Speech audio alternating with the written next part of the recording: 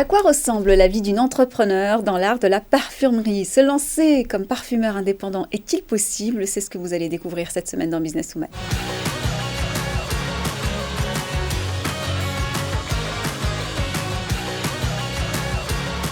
Anaïs Fournial, bonjour. Bonjour. Alors vous êtes la fondatrice de la maison Fournial. À quoi peut ressembler finalement la vie, le quotidien d'un parfumeur, si tant est qu'il puisse y avoir une journée type chez un parfumeur? Il n'y a pas de journée type quand on est indépendant. Quand on est un parfumeur dans une maison, oui, il y en a une devant son ordinateur et on fait des formules de parfum. En tant qu'indépendant, il n'y en a pas et je crois que c'est aussi pour ça que je me suis lancée. Pas de routine, toutes les journées sont différentes. Il y a des journées où je suis au labo pour peser mes formules, il y a des journées où au bureau, je vais sentir justement tout ce que j'ai pesé auparavant. Et puis, il y a les journées de tout entrepreneur où on fait des choses peut-être moins intéressantes pour certains, mais on fait un peu de compta, les réseaux sociaux.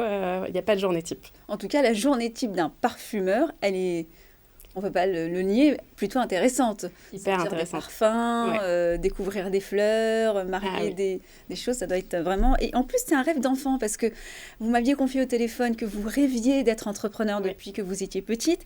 Il se trouve que les circonstances ont fait que eh bien, vous avez croisé lors de vos études, on va dire, ce chemin, ce destin, j'ai envie de dire, même si le hasard n'existe pas.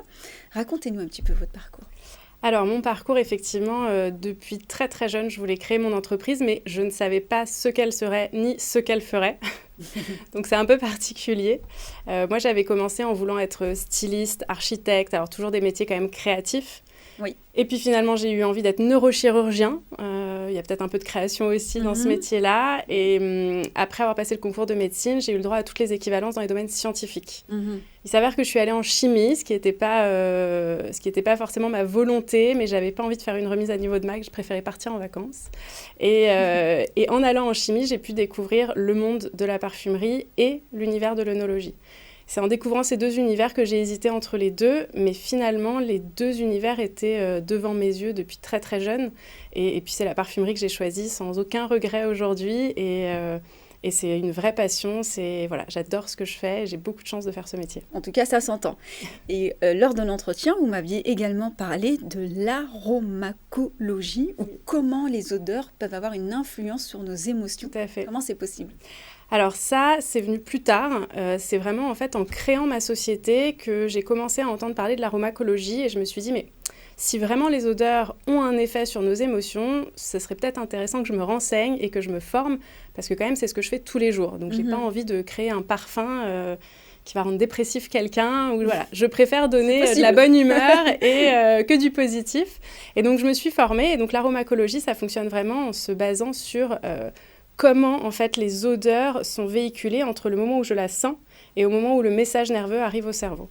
Donc, on va se reposer sur les souvenirs de chacun, sur la culture, sur le vécu. Et c'est ça qui va nous permettre, avec les huiles essentielles et les odeurs, de pouvoir procurer des émotions positives. Concrètement, qui sont vos clients ? J'imagine qu'il y a des particuliers, mais pas que, peut-être aussi potentiellement des entreprises. Exactement. Je travaille aussi bien avec les entreprises qu'avec les particuliers.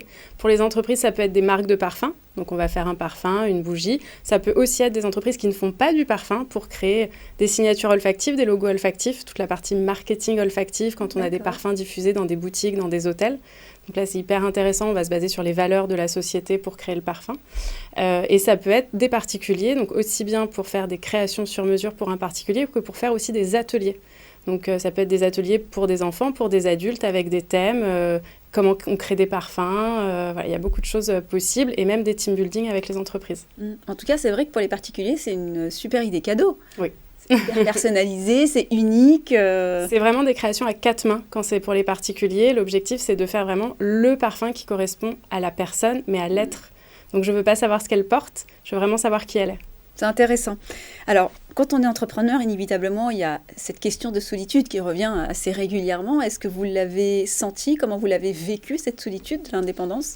Alors, c'est vrai, quand j'ai monté mon entreprise, on m'en a beaucoup parlé. Et j'ai eu du mal à comprendre ce que c'était, mais en fait, très vite, une fois qu'on est lancé, on comprend. C'est vrai qu'on est très seul et notre entourage ne peut pas comprendre exactement ce qu'on vit et comment ça se passe. Alors moi, je me suis inscrite dans un espace coworking. Très vite, j'ai sympathisé avec une personne qui venait comme moi tous les jours. Et on était dans 2 domaines complètement différents. Pour autant, on avait les mêmes questions, les mêmes réflexions.